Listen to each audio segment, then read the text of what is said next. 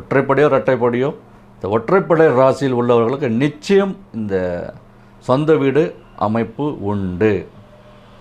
சரிங்களா? ஏற்கனவே சொன்ன மாதிரி தான் ஒற்றைப்படை ராசிகள் மேஷம், மிதுனம், சிம்மம், துலாம், தனுசு, கும்பம் இந்த 6 ராசிகளை சேர்ந்தவர்கள், இந்த 6 ராசிகளில் சந்திரன் என்னும் கிரகம் உடையவர்களுக்கு நிச்சயம் சொந்த வீடு யோகம் உள்ளது.